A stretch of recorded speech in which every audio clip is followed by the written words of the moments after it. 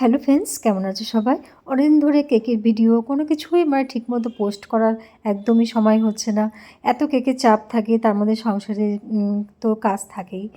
সব কিছু সামলে উঠে কোনো কিছু পোস্ট করার, ভিডিও এডিট করারও সময় হচ্ছে না। তো আজকে একটু সময় পেয়েছি, তো ভিডিওটা এডিট করেছি আর তোমাদের সাথে শেয়ার করছি। আমি এই কেকটা আই স্পেশালিস্ট ডক্টরের জন্য বানাচ্ছি। আর ডক্টর সৌম্যদীপের সেদিন বার্থডে ছিল, তো বার্থডের জন্য ওনার ওয়াইফ আমাকে ফোন করেছিল যে একটা এরকম ধরনের এই ডিজাইনটাই পাঠিয়েছিল, বলছিল এরকম ডিজাইনের কেকটা আমাকে বানিয়ে দিতে।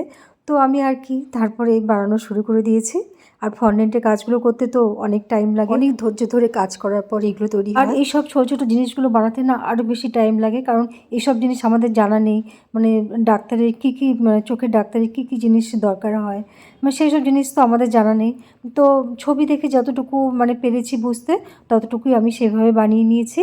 আর এবারে কেকটা ছিল 1 পাউন্ডের। কেকের ফ্লেভারটা দিতে বলেছিল রসমালাই, আর রসমালাই ফ্লেভারের কেকগুলো খেতে সত্যি দারুণ লাগে। একজন আই স্পেশালিস্টের যেসব জিনিসপত্রগুলো দরকার হয় দেখার জন্য, সেই সব জিনিসপত্রগুলো আমি এখানে সুন্দর করে তো বানিয়ে নিয়েছি।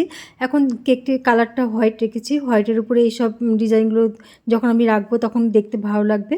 তো সব কেকের টপারগুলো তো বানিয়ে নিয়েছি, এবারে দেখো সুন্দর করে সেট করে নিয়েছি। আমি এদিকে একটা চশমা বানিয়েছি, চশমাটা এখন সাইড দিয়ে সুন্দর করে সেট করে নিয়েছি। কেকটা তো 1 পাউন্ডের ছিল, সেই জন্য দেখো জিনিসপত্রগুলো যে আমি বানিয়েছি, এই চশমাটা এখানে বসিয়ে দিয়েছি, কিন্তু চশমাটা কিন্তু নিচ দিয়ে একদম বের করে দিতে হয়েছে। কেকের ওপরে একদম চশমাটা হয়নি, ডান্ডিগুলো কিন্তু নিচ দিয়ে দিতে হয়েছে। যদি বড় কেক হতো তাহলে সব টপারগুলো সুন্দর করে সাজানো যেত। এতটুকু জায়গার মধ্যে এত কিছু ম্যানেজ করে সেট করা খুব মুশকিল। যখন জিনিসগুলো বানিয়েছি তখন তো সুন্দর করে সেট করতেই হবে। এখানে আই ড্রপস বানিয়েছি, আই ড্রপসটা সেট করে নিলাম। আই বলসটা বানিয়েছি, আই বলসটা এখন সুন্দর করে এখানে সেট করে নিচ্ছি। এতগুলো ওপরে ডিজাইন ছিল, এতগুলো টপার ছিল, তো সবগুলো টপার ওপরে বসানো সম্ভব না, তবে নিচ দিয়েও কিছু টপার এইভাবে সাজিয়ে দিয়েছি। এত সুন্দর কেকে যদি নামটা সুন্দরভাবে না লেখা হয় তাহলে কেকটা দেখতে কিন্তু ভালো লাগবে না।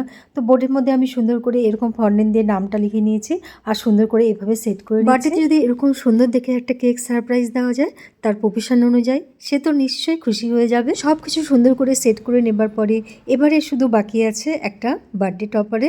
তো আমি একটা গোল্ডেন দেখে এরকম সুন্দর একটা বার্থডে টপার নিয়ে নিয়েছি আর এইভাবে সুন্দর করে সেট করে দিয়েছি। এবারে দেখো কেকের ফাইনাল লুকটা। আর এতক্ষণ ধরে যে আমি এই ফন্ডেন্ট ওয়ার্কগুলো করেছি, তারপরে সুন্দর করে সেট করেছি, এখন যখন কেকটা রেডি হয়ে গেছে তখন কত ভালো লাগছে। এতক্ষণ ধরে যে আমি কেকটার পিছনে খেটেছি, সেটা আর এখন সেই খাটনি আর খাটনিই মনে হচ্ছে না। আর কেকটা দেখতে সত্যিই খুব সুন্দর হয়েছিল, আর যারা নিয়েছিল তাদেরও খুব পছন্দ হয়েছে। আশা করি আজকের কেকের ডিজাইনটা তোমাদের ভালো লেগেছে, আর যদি ভালো লাগে অবশ্যই লাইক, কমেন্ট, শেয়ার করো। Thank you.